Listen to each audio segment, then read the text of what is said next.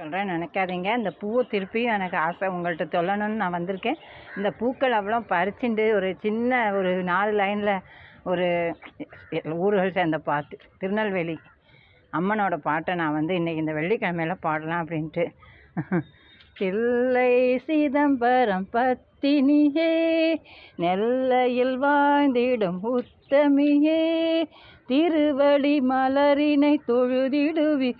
மலரினை தொழுதிடுவீர் எப்படி அர்த்தம்? மலரினை தொழுதிடுவீர், திருவருள் புரிந்தமை காப்பாற்று. அம்மா மதுரை மீனாட்சி, அருள்வாய் காஞ்சி காமாட்சி, அன்பாய் என்னையே ஆதரித்து அல்லல் களைந்து காப்பாற்று. என்னை வந்து நம்ம பொன்செல்வி டெரஸ் கார்டன் அடிக்கடி நீங்கள் நல்லா பாடுறீங்க சிஸ்டர்னு அவங்க வந்து என்னை ஊக்கப்படுத்துறதுனால தான் நான் இந்த பாட்டெல்லாம் பாடின்னு இருக்கேன். நீங்களும் எல்லாருமே தான், நான் உங்களையும் தப்பாக நினச்சிடாதீங்க வியூவர்ஸ். எல்லாருமே என் பாட்டு நல்லா இருக்குது, நீங்கள் பாடின்ற வீடியோ போடுறதுன்னு சொல்லியிருக்கீங்க. நம்ம இந்த வீடியோவை வந்து நான் வந்து இந்த நிறைய கீரை அறுவடை இருக்காங்க, அந்த கீரை அப்பெல்லாம் பறிச்சுட்டு தாம்பாளம் நிறைய பறிக்க போகிறேன். பறிச்சுட்டு பார்க்கலாம், பூக்கள் எல்லாம் சேர்ந்து பார்க்கலாம். சரிங்களா?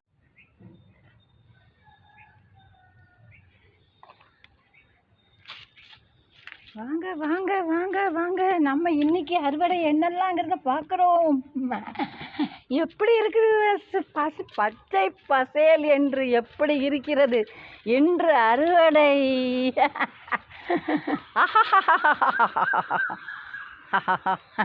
கல்யாண சமையல் சோதம் அப்படின்னு பாடுற மாதிரி எனக்கு சந்தோஷமா இருக்கு. இங்கே வச்சுண்டு இவங்களையும் பறிச்சிடலாமா? கீரை பாருங்களேன், பச்சை மிளகா கிடச்சிருக்காங்க, பச்சை மிளகா கிடச்சிருக்காங்க. இன்னைக்கு ஏகப்பட்ட பூக்கள்.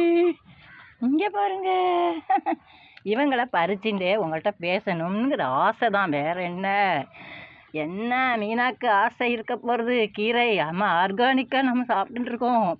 ஒவ்வொருத்தரும் நம்ம மாடித்தோட்டம் வச்சுண்டு இவங்களை எப்படி கலர்ஃபுல்லாக இருக்காங்களா, எங்கே வைக்கிறதுனே தெரியல மீனாக்கு. லெமன் கிராஸை பார்த்துண்டே